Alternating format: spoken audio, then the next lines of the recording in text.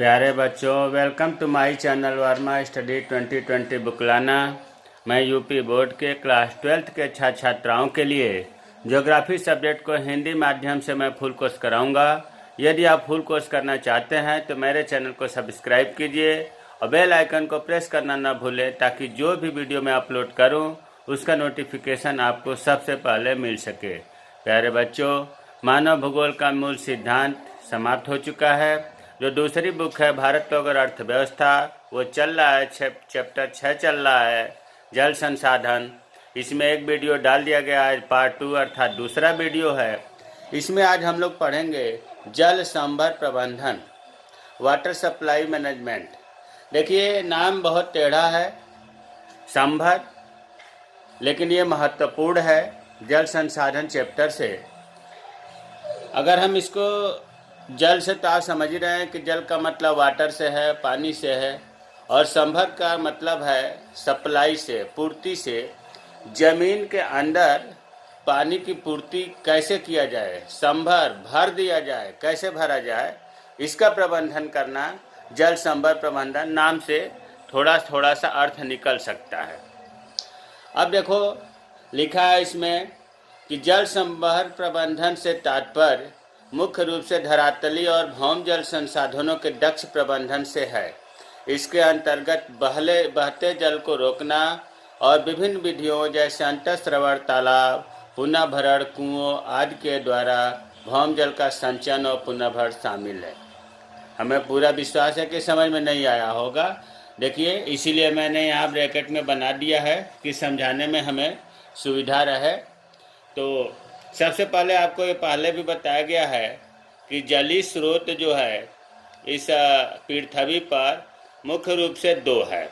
एक तो है धरातलीय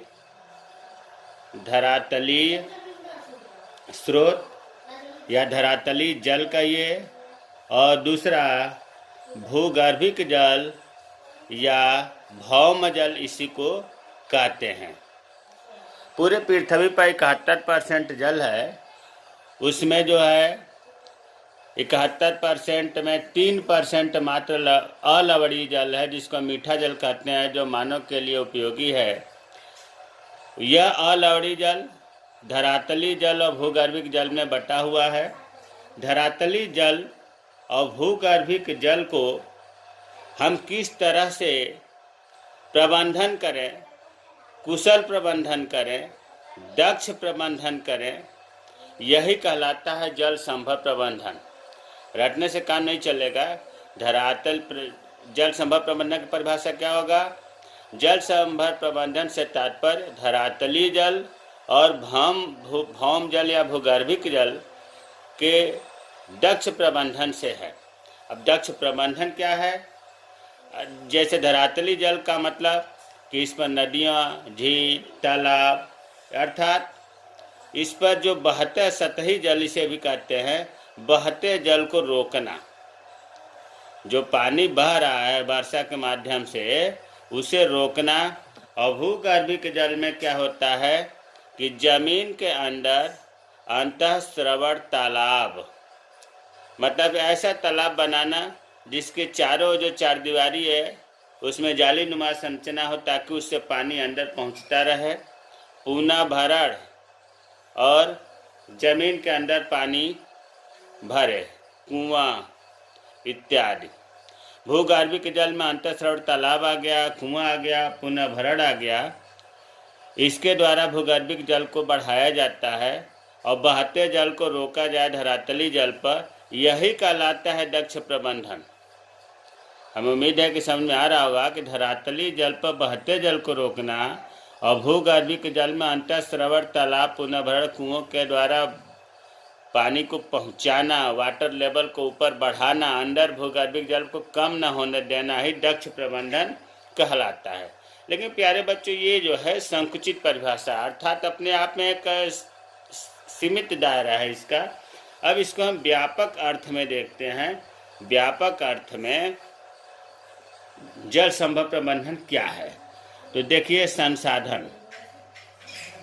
पृथ्वी पर दो प्रकार के संसाधन पाए जाते हैं, प्राकृतिक संसाधन और मानवीय संसाधन, प्राकृतिक संसाधन और मानवीय संसाधन।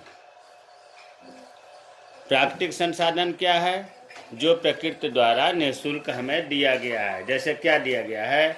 भूमि है, जल है, पेड़ पौधे हैं, जीव जंतु हैं, धरातल है, पर्वत हैं, जितना आप देख रहे हैं आसपास में और जिनका उपयोग किया जाता है, सब प्राकृतिक संसाधन में आ गए। मानवीय संसाधन जो मानव के द्वारा तैयार किया जाता है, जैसे बांध बनाना, सड़कें बनाना, सड़कें बनाना इत्यादि, ये जो है मानवीय संसाधन हुआ। ये प्राकृतिक संसाधन और मानवीय संसाधन का हम संरक्षण करें, उसे हम बचाएं, सुरक्षित रखें, फिर उसका ऐसे करें कि पुनरुत्पादन हो, ज़रूरत पड़ने पर उसको बढ़ाया भी जा सके और विवेकपूर्ण उपयोग हो। विवेकपूर्ण इसलिए कहा गया है कि समझदारी से उपयोग हो। जो हमारे आसपास प्राकृतिक संसाधन है और मानवीय संसाधन है, उनका हम संरक्षण करें, पुनरुत्पादन करें और विवेकपूर्ण उपयोग करें। यह जो संरक्षण, पुनरुत्पादन, विवेकपूर्ण उपयोग जो हो रहा है, इसी को कहा जाता है जल संभर प्रबंधन।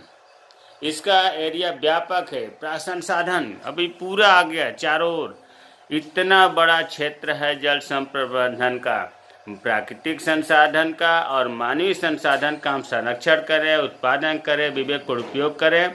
यह जल संवर्धन या जल संभर प्रबंधन कहलाता है। यही चीज़ इसमें इतना लिखा हुआ है। देखो, विस्तृत अर्थ में लिखा है कि जल संभर प्रबंधन के अंतर्गत सभी संसाधनों, प्राकृतिक जैसे भूमि, जल, पौधे, जीव जंतु और जल संभर सहित मानवीय संसाधनों के संरक्षण, पुनरुत्पादन और विवेकपूर्ण उपयोग को सम्मिलित किया जाता है। और एक चीज़ हम और यहाँ बता दें कि देखिए, इस पृथ्वी पर जैसे मान लीजिए कि खेती होती है, कृषि, यहाँ हमारा सेंस है कि फसलें उगी है, खेती, और दूसरा जो है यहाँ पर जनसंख्या अर्थात मानव रहते हैं, ठीक है। और जो जल का स्रोत है, मुख्य स्रोत क्या है? मुख्य स्रोत वर्षा है और भौम जल है, जमीन का जल है, भूगर्भिक जल है, भूमिगत जल है। अब देखो, मुख्य स्रोत इस पृथ्वी का वर्षा है, भौम जल है, अर्थात ये दोनों अलवणीय जल है, मृदु जल, मीठा जल भी कहते हैं। अब ये वर्षा जो है, अगर हम वर्षा के पानी को सुरक्षित रख दें और खेती करें, क्योंकि वर्षा के पानी को मानव नहीं पिएगा, मानव, जानवर या मानव द्वारा उत्पन्न औद्योगिक केंद्र यहाँ मान लिए, तो अगर खेती के लिए हम वर्षा के जल को सुरक्षित करके खेती करें और जो जमीन के अंदर है इस जल को मानव अपने उपयोग में ले, तो यही तो दक्ष प्रबंधन है। इसी को जल संभर प्रबंधन कहते हैं। अब होता क्या है कि भौम जल का ही मानव भी उपयोग करता है और भौम जल का ही कृषि में उपयोग होता है, जिससे भौम जल कम होता जा रहा है। तो हमें इस प्रकार का दक्ष प्रबंधन करना है कि भौम जल का उपयोग मानव करे और खेती का जो जल है वो वर्षा से ही हो जाए। वर्षा के पानी को हम किस तरह से सुरक्षित रखें ताकि हमारे कृषि कार्य के लिए कमी न पड़े, तो यह जो है जल संभर प्रबंधन का एक हिस्सा है। अब देखिए, सतत पोषणी विकास। सतत का मतलब होता है लगातार, अर्थात हम किसी चीज़ का इतना उपयोग करें कि हमारे आने वाली पीढ़ी के लिए समाप्त न होने पाए, ये लंबे समय तक चलता रहे। जैसे मान लीजिए कि कोयला है, कोयला का हम उपयोग कर लें रात दिन करके, तो आने वाली पीढ़ी को कोयला नहीं मिलेगा। जल आप देख रहे हैं कि 71% का 3% है जो अलवणीय जल है जिसका उपयोग मानव करता है। अगर ये समाप्त हो जाएगा तो आने वाली पीढ़ी के लिए समस्या होगी। तो इस प्रकार का हमें संरक्षण करना, पुनरुत्पादन करना, विवेकपूर्ण उपयोग करना ताकि आने वाली पीढ़ी के लिए समस्या ना हो। तो इसके लिए सरकार, केंद्र सरकार के द्वारा, राज्य सरकार के द्वारा बहुत से जल संभर प्रबंधन कार्यक्रम चलाए जा रहे हैं। कुछ प्राइवेट संस्थाएं मतलब गैर सरकारी संस्थाएं भी इसे चला रही हैं। जैसे एक हरियाली केंद्र सरकार के द्वारा चलाया जा रहा है। जल संभर विकास परियोजना है। खूब पूछा जाता है, हरियाली केंद्र सरकार द्वारा, ध्यान देने की बात है। यह जल संभर विकास परियोजना के लिए हरियाली चलाया जा रहा है। इसका उद्देश्य क्या है? ग्रामीण जनसंख्या को पीने का पानी उपलब्ध होना चाहिए, सिंचाई के लिए उपलब्ध होना चाहिए, मछली पालन के लिए, वन रोपण के लिए, जल संरक्षण के लिए योग्य बनाना है। मतलब जो गांव की जनसंख्या है उनको इसे योग्य बनाया जाए, कोई इन सब चीज़ों को अपने आप संरक्षण करे ताकि उसे पीने के पानी की कमी न हो, सिंचाई के लिए, मछली पालन के लिए, वन रोपण के लिए उसे जागरूक करके योग्य बनाना है। इसे हरियाली के अंतर्गत इतने बातों पर ध्यान दिया जाता है। इसके अलावा और भी कार्यक्रम चल रहे हैं, जैसे नेरू मेरू ये जो आंध्र प्रदेश का तेलुगु भाषा का शब्द है, इसका मतलब होता है जल और आप। ये कार्यक्रम आंध्र प्रदेश में चलाया जा रहा है। और इसके बाद अरवारी पानी संसद, ये राजस्थान में चलाया जा रहा है, अलवर में। ये कार्यक्रम दोनों जो है, इसके अंतर्गत क्या होता है कि लोगों के सहयोग से जल संग्रहण संरचनाएं बनाई जाती हैं। नेरू मेरू और अरवारी पानी संसद के तहत लोगों के सहयोग से कुछ ऐसी संरचनाएं बनाई जाती हैं, जैसे अंतःस्रवण तालाब, ऐसा वहाँ जोहड़ कहा जाता है राजस्थान में अंतःस्रवण तालाब की खुदाई जब होती है, मतलब ऐसा तालाब कि उसमें पानी भरने पर भूगर्भ में चला जाए तो जोहड़ कहते हैं। इसकी खुदाई की गई और रोक बाढ़ डैम बनाए गए, चेक डैम बनाए गए। कहाँ? नेरू मेरू और अरवारी पानी संसद के अंतर्गत राजस्थान में। नेरू मेरू आंध्र प्रदेश में और अरवारी पानी संसद अलवर राजस्थान में कार्यक्रम चलाया गया। जल संग्रहण संरचनाएं लोगों के सहयोग से बनाया गया। तमिलनाडु में तो अनिवार्य कर दिया गया है कि मकान जिनका भी बनेगा वो जल संग्रहण संरचना, मतलब जल को इकट्ठा करने की संरचना वाला जरूर बनाना होगा, नहीं तो इमारत नहीं बनाई जाएगी। ये तमिलनाडु में इतना सख्त नियम बनाया गया है। तो हमें उम्मीद है कि जल संभव प्रबंधन क्या है, इसका सतत पोषण विकास, मतलब आने वाले समय में कैसे हम उपयोग करेंगे। तमाम अभी आपने देखा कि हरियाली चलाई जा रही है, नेरू मेरू, अरवारी पानी संसद। अब आगे है जल संभव प्रबंधन के उद्देश्य। इसका उद्देश्य क्या है? केवल इसका उद्देश्य यही नहीं है कि पानी को अब भौम जल में बढ़ा दें या स्टोरेज करें। ये बहुत व्यापक है। अभी आपने देखा कि प्राकृतिक संसाधन और मानवीय संसाधनों का संरक्षण करना, विवेकपूर्ण उपयोग करना, सब इसके अंतर्गत आता है। तो उद्देश्य में पहला उद्देश्य तो यही है कि जल संभव प्रबंधन का मूल उद्देश्य जो है, क्षेत्र के संसाधन जो हैं उनका अध्ययन करना कि हमारे यहाँ क्या क्या संसाधन है, फिर उनका सतत पोषण उपयोग करना, उनका संरक्षण करना, परिरक्षण करना मूल उद्देश्य है। इस कार्यक्रम के उद्देश्य निम्नलिखित हैं। पहला, वर्षा निर्भर तथा संसाधनों की कमी वाले क्षेत्रों में कृषि की उत्पादकता को बढ़ाना। जल संभव प्रबंधन का मुख्य उद्देश्य है कि जहाँ पर वर्षा निर्भर खेती होती है और संसाधनों की कमी है, वहाँ पर मिट्टी उपजाऊ बना रहे ताकि उत्पादन बढ़ाया जा सके।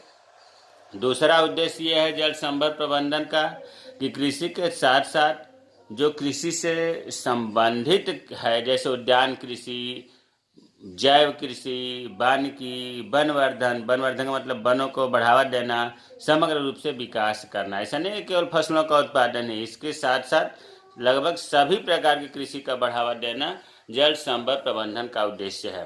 तीसरा, चारागाहों का संवर्धन करना ताकि पशुपालन को अधिक से अधिक लाभकारी हो। चौथा है जो भूजल स्तर है, रात दिन अगर हम पानी निकालेंगे तो क्या होगा, वाटर लेवल नीचे चला जाएगा। वाटर लेवल नीचे जाने से जो समुद्र के तटीय क्षेत्र है वहाँ पर लवण इसमें आ जाते हैं, भूगर्भिक जल में लवणता की मात्रा हो जाती है। इसलिए भूजल स्तर को ऊंचा उठाया जाएगा तो जल की लवणता नियंत्रित रहेगी और परिणाम स्वरूप उपयोग क्षमता बढ़ेगा। जब पानी ऊपर रहेगा तो ज़्यादा पानी आएगा। पांचवा उद्देश्य है वनों के कटाव को रोककर वन्य जीवन को नैसर्गिक विकास के अवसर प्रदान करना। मतलब वनों की कटाई कम से कम होगी तो जो इसमें जीव जंतु हैं, वन्य जीव जंतु, उनको प्राकृतिक वातावरण में रहने को मिलेगा और पर्यावरण की दूषित होने से बचेगा, पर्यावरण के ह्रास को बचाया जा सकता है। छठा है प्राकृतिक संसाधनों के दक्ष प्रबंधन पर बल देना। जो प्राकृतिक संसाधन है प्रकृति द्वारा, उसका अधिक से अधिक कार्य क्षमता बढ़ाना ताकि मृदा का अपरदन कम से कम हो, बाढ़ का प्रकोप कम से कम हो। सातवां उद्देश्य है कि विशेष तौर से लोगों को रोजगार देना, उसमें लोगों में स्त्रियों को रोजगार देना, क्योंकि वन जल संभर प्रबंधन के तहत अगर पेड़ लगाना है तो स्त्रियों को रोजगार मिल जाता है, घास काटने बेचने से मिल जाता है, तालाबों की तली में भरी गाद को निकालने का काम मिल जाता है, मछली पालन, सिंचाई, खेती में मजदूरी, वृक्ष के जो उत्पाद हैं उनकी बिक्री करने के लिए स्त्रियों को रोजगार मिल जाता है। तो प्यारे बच्चों, जल संभर प्रबंधन जो है इम्तिहान में पूछा जाता है, महत्वपूर्ण है, इसलिए हमने स्पेशल इसका वीडियो बनाया। हमें उम्मीद है ये वीडियो समझ में आया होगा। महत्वपूर्ण इसमें यही है कि जल संभर प्रबंधन क्या है, इसका सतत पोषणी विकास में कैसे योगदान है और जल संभर प्रबंधन के उद्देश्य कौन कौन से हैं। मेरे चैनल को सब्सक्राइब कीजिए। जय हिंद, जय भारत।